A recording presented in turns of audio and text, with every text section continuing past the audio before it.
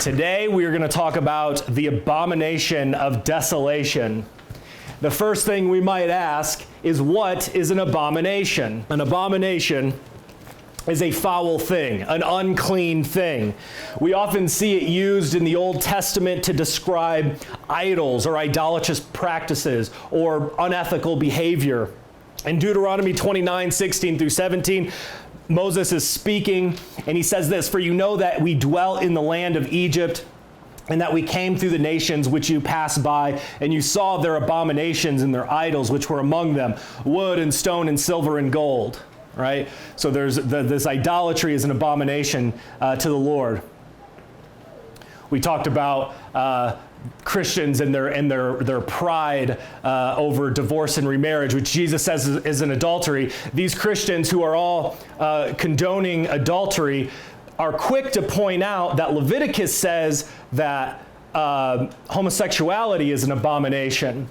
But if you look in Leviticus 18, 20 and 27, adultery, laying with your neighbor's wife, is also listed as an abomination. So these practicers of abominations are calling out those who practice abominations, and Jesus will judge that kind of judgment. So these are kind of sexual immoralities, which are abominations. We have also, we might ask, what is desolation? This is more straightforward. The word means devastation or destruction or abandonment. And this is a Hebrew phrase derived from the prophet Daniel. And it means the detestable thing that causes desolation.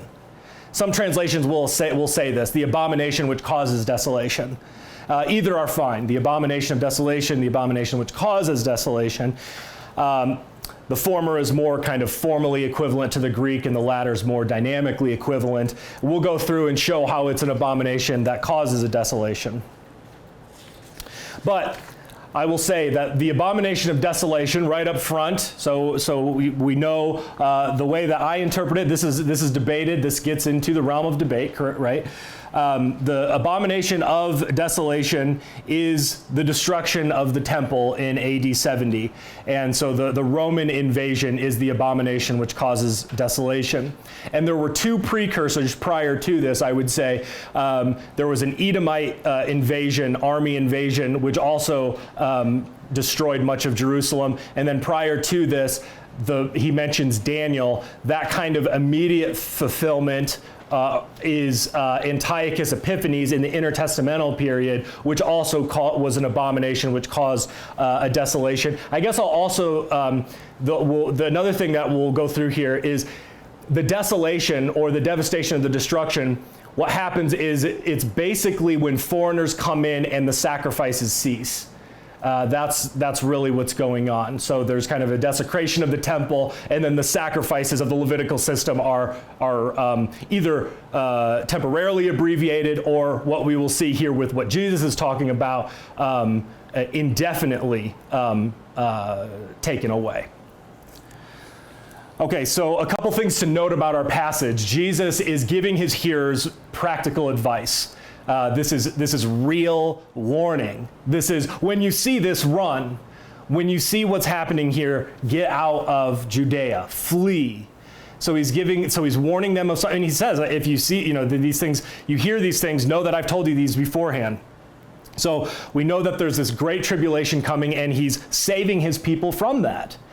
And then prior to, he does say that his disciples will suffer a certain kind of tribulation. But then he kind of ups the ante, and the wicked are going to suffer an even greater tribulation, and he's saving his people from this. We'll get into a lot of this later. He talks about these false Christs and these false prophets, and during this time, it's just wild. You see this kind of thing happening, but we're focusing on the abomination of desolation today. He also says when you see the abomination of desolation standing in the holy place, oftentimes this gets into the nexus of an antichrist kind of exalting himself in the temple. And if you think about that, that's kind of strange, because if they're already in the temple, then you're kind of too late. How can you flee at that point?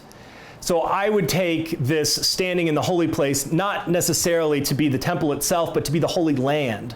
That is also a holy place. It's a set-apart land. In the Old Testament, this is always called the Holy Land. In Zechariah 2:12, and the Lord will take possession of Judah as his inheritance in the Holy Land, and will again choose Jerusalem. So I don't think that it has to be specifically standing in the holy place of the temple, although we do see that. I would say they can be standing in Judea. They can be standing in Israel. The second thing to consider, and this is kind of one of the key aspects of this, is the parallel passage of Luke illuminates what the abomination of desolation is. In Luke, we read this: "But when you see Jerusalem surrounded by armies, then know that its desolation is near." Okay? So I would say the armies there are the abomination, which is about to cause the desolation. Jesus says, when you see this, flee. Okay. In Daniel 9, he mentions the prophecy of Daniel. We're not going to get into this because this gets quite complicated quite fast. But we're going to read a couple of these things because it reinforces what I'm saying here about what the abomination of desolation is, that it causes a ceasing of the sacrifices in the temple. So Daniel 9, the 70 weeks, this is quite debated passage, but, "And after the 62 weeks, Messiah shall be cut off, but not for himself, and the people of the prince who is to come shall destroy the city and the sanctuary." Okay, so we have this destruction of the city and the sanctuary. "The end of it shall be with a flood. Until the end of the war, desolations are determined. Then he shall confirm a covenant with many for 1 week. But in the middle of the week, he shall bring an end to sacrifice and offering. And on the wing of abominations shall be one who makes desolate, even until the consummation, which is determined, is poured out on the desolate." It's interesting that he uses the word wings there of abomination, because we'll get into this shortly, but he talks about where the carcass is, there the eagle will be.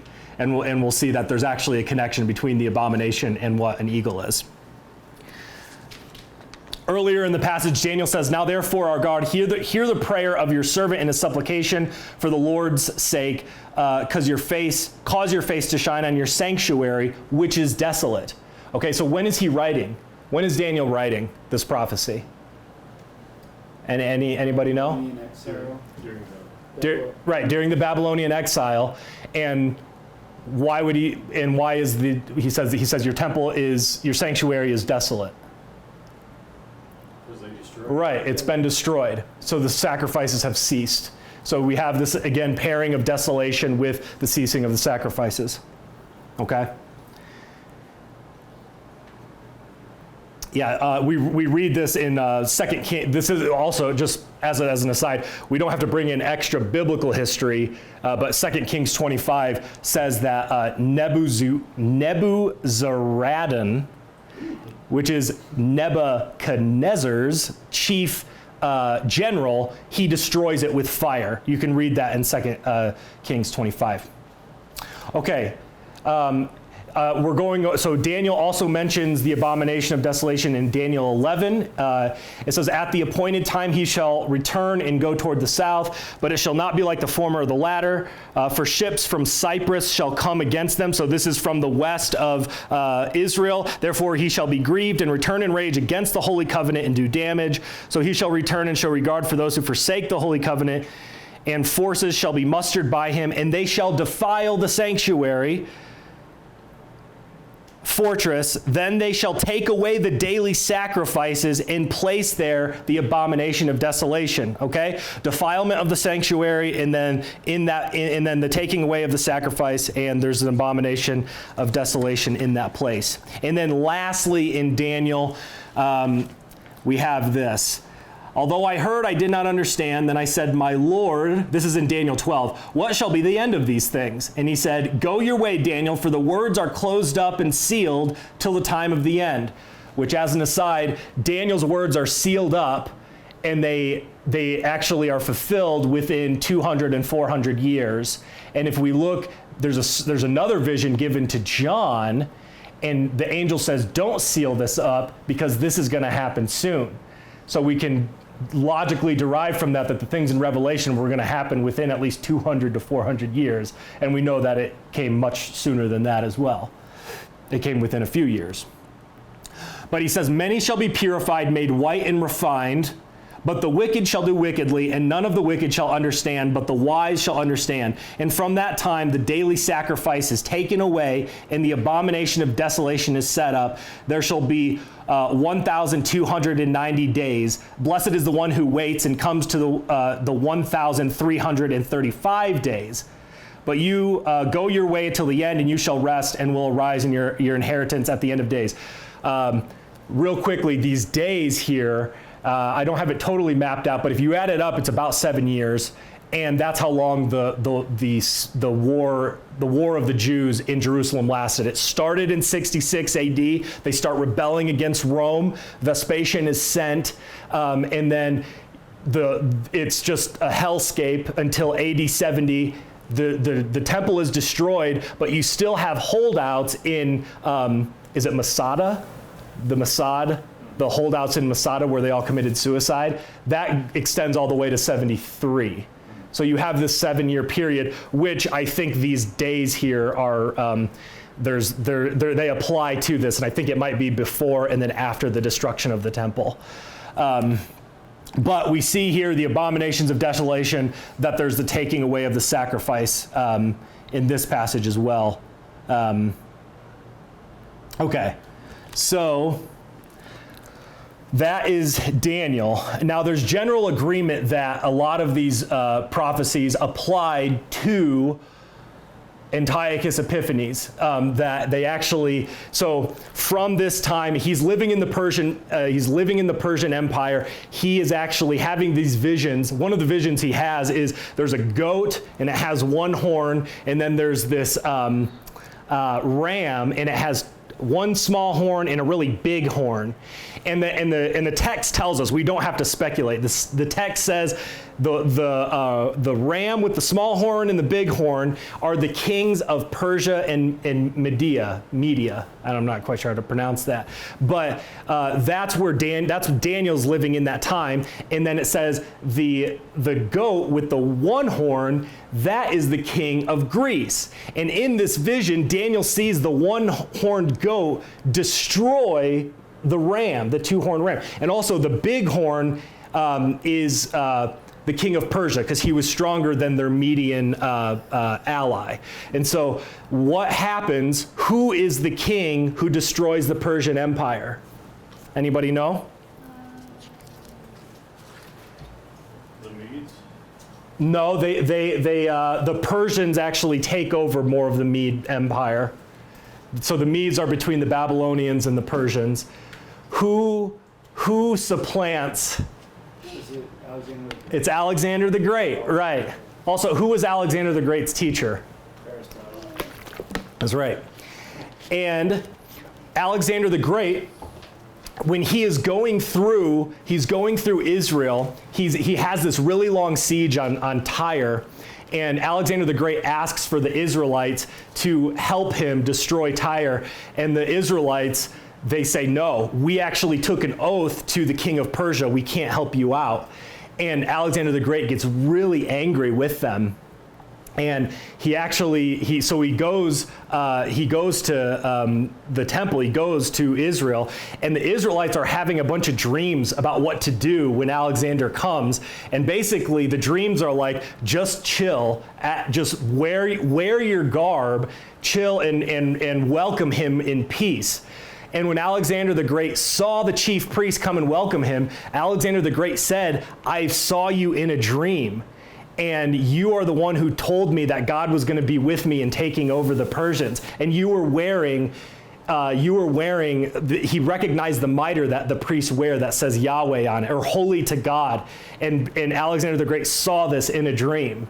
And then the chief priest shows him this Daniel prophecy with the ram and the goat, and Alexander the Great goes, oh yeah, that's me.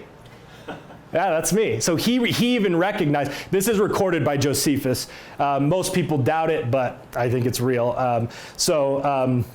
So Alexander the Great sees this, and he honors the chief priests. He honors the Jews at this time, and he doesn't destroy them. But what happens is that Alexander the Great's empire starts dividing up into, his generals are divided up, and then you have what's called the Seleucid Empire, and out of the Seleucids you have Antiochus Epiphanes. And Antiochus comes in, and he is really antagonistic towards the Jews, not friendly like Alexander the Great. Okay, and we read about this in Maccabees. So the Maccabees is the apocryphal books, and so in 2 Maccabees 5 and 6 we read this. We see that there's certain things happening, and it says, when these things were reported to the king, he thought that Judea was in revolt, and this is about Antiochus Epiphanes. Raging like a wild animal, he set out from Egypt and took Jerusalem by storm. He ordered his soldiers to cut down without mercy those whom they met and to slay those who took refuge in their houses. There was a massacre of young and old, a killing of women and children, a slaughter of young women and infants. In the space of 3 days, 80,000 were lost, 40,000 meeting a violent death, and the same number being sold into slavery. Not satisfied with this, the king dared to enter the holiest temple in the world. And then Josephus says that he actually sacrificed a pig on the altar, which would be an abomination. This is sacrilege. And then he sets up idols in there as well. We read this in 2 Maccabees 6. Not long after this, the king sent an Athenian senator to force the Jews to abandon the laws of their ancestors and to live no longer by the laws of God, also to profane the temple in Jerusalem and dedicate it to the Olympian Zeus. So they likely set up a statue of Zeus in the temple there. And this is about 200 years. It's 167 BC. So this is 150 years before Jesus. The Gentiles filled the temple with debauchery and revelry. They amused themselves with prostitutes and had intercourse with women even in the sacred courts. They also brought forbidden things into the temple, so that the altar was covered with abominable offerings prohibited by the law. No one could keep the Sabbath or celebrate the traditional feast, nor even admit to being a Jew. So this causes Judas Maccabees to retreat into the wilderness, and he regroups and he forms the resistance against these Greeks who are defiling the temple. He leads a resistance, he defeats them, he makes a treaty with Rome, and then that's where Hanukkah comes from, and we have Adam Sandler singing songs about it now. So, but the point is that there was an abomination of that caused the desolation, like the sacrifices ceased, and Daniel called it to a T. And Alexander the Great even knew it. He saw that and he's like, oh yeah, that's me. I like this God of yours, right? So Daniel's calling this, but what Jesus is doing is he's using the same language and he's applying it to what's coming for the Jews. And something even worse than what we just read was about ready to come for them in the first century. Okay, so if we read in 66 AD, basically within Jerusalem, you have a revolt against the Jews, so you have the Zealots, but then you have the established priestly order, and they're a bit more friendly with Rome, and they're fighting each other. There's a civil war between these two. And then I think there's a third faction as well, I'm not sure. So this is happening for several years, but during this time, Vespasian is sent to squelch this rebellion. And think of it like this. It's like the Civil War. It would be like the Civil War, except instead of the North and the South, you have like the West Coast as well. You have three people at each other's throats within the nation, and then you have you have Nazis coming in, and they're trying to impose their rule on us as well. So that's what Jerusalem and Israel was like at this time.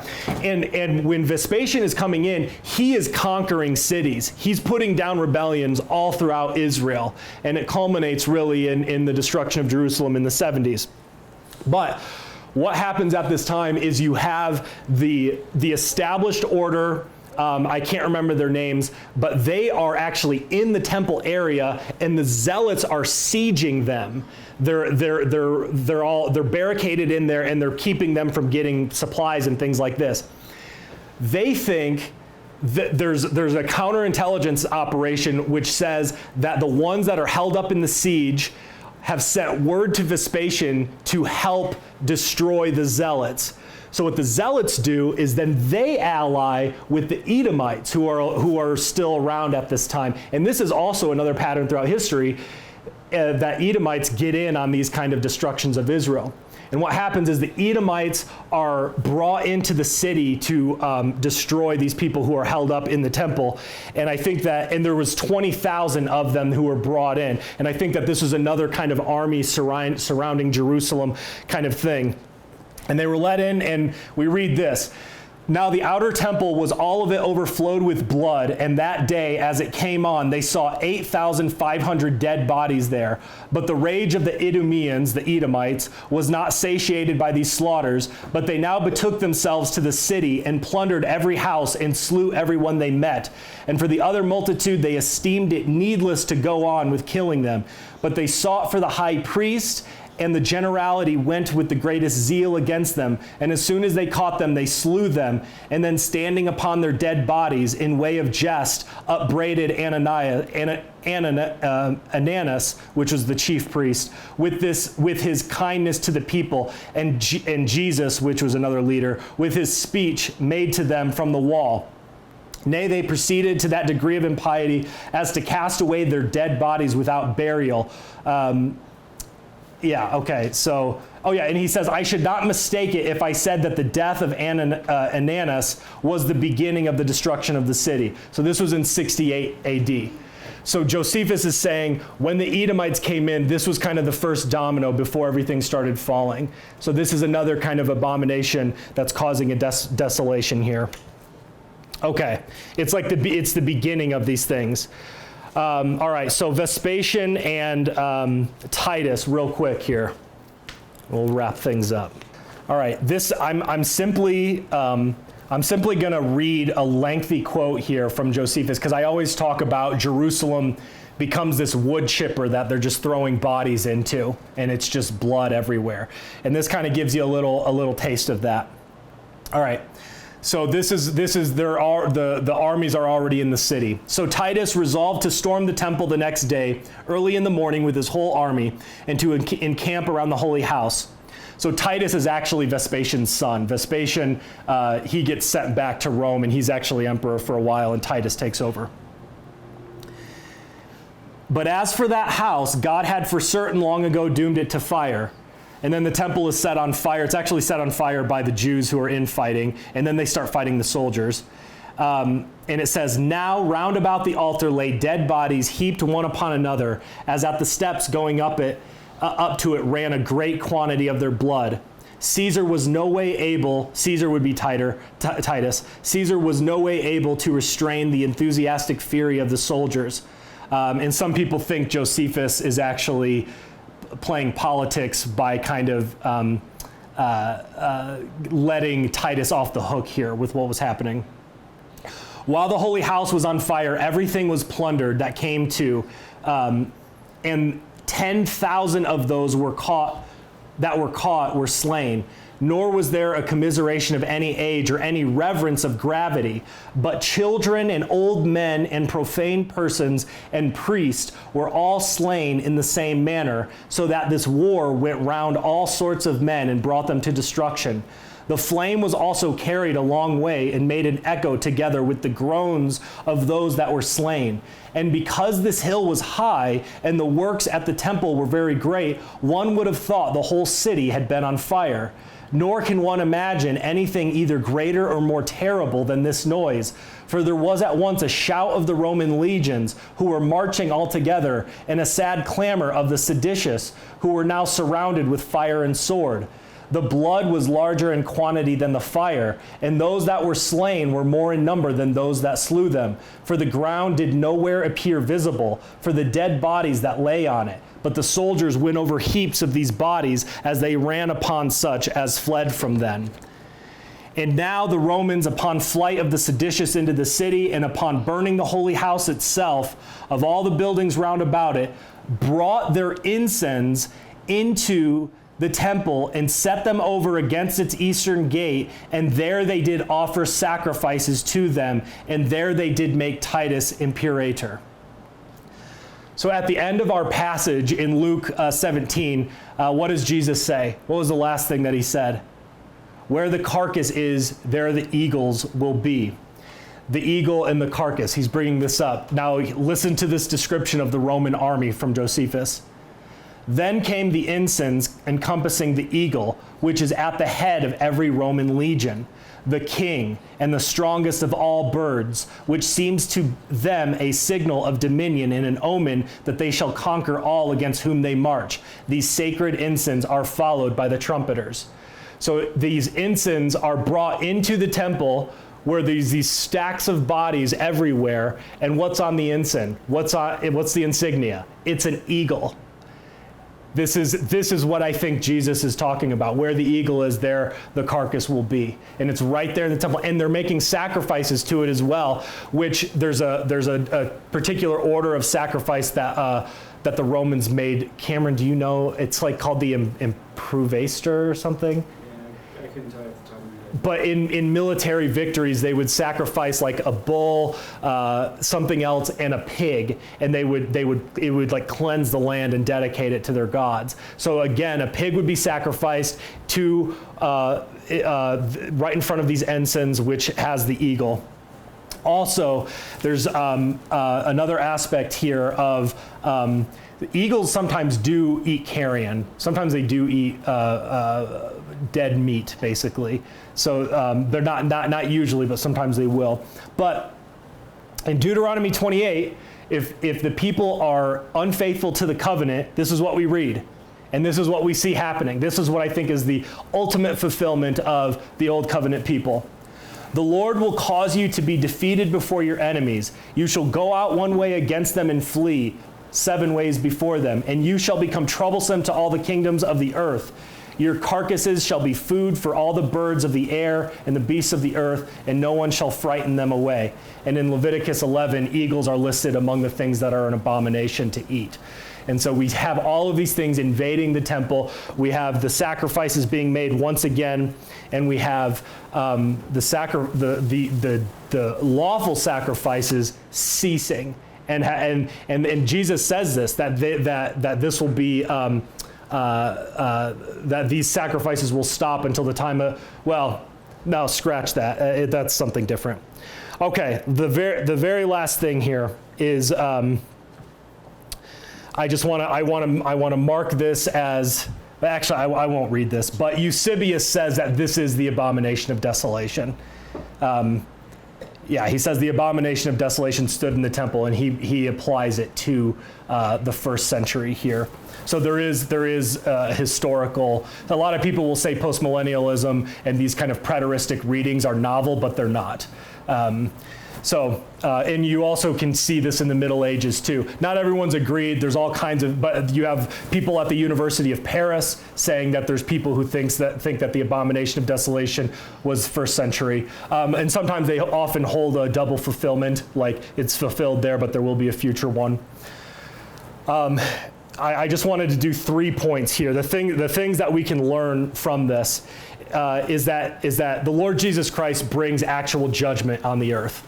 Like sins are truly punished in real time, temporally. Of course, there will be ultimate judgment, but we see that Jesus brings very, very destructive judgment on those who rejected him, those who asked that his blood be on their children, which I think actually kind of has an interesting double meaning. But right there, it's a curse that they're bringing on themselves. The other thing is that by reading it this way, by understanding the history of what's going on here, I think it can bring a certain amount of eschatological sanity and sobriety to the people of God, where we're not so easily duped by every person who comes along and says, XYZ thing in the news is setting up the abomination of desolation. We got to be prepared for the Great Tribulation. I think we can understand that we suffer, and there's trials that happen in the world, but that these things had a primary fulfillment, and that we don't have to be biting our nails and constantly preparing for the end of the world. And also, we can affirm that there will be a final apostasy, and we don't scoff at every falling away that we see. That it's possible that these things could be the end times, though likely not. And then the last thing is what you worship will kill you. It doesn't matter. Everybody dies from the God that they worship. And what did the Jews say? We have no king but Caesar. And Caesar comes in and mows them all down. And so you can worship a God that will kill you, worship our God who will kill you, and then you live. You live a resurrected life now, and then you will live one in the future.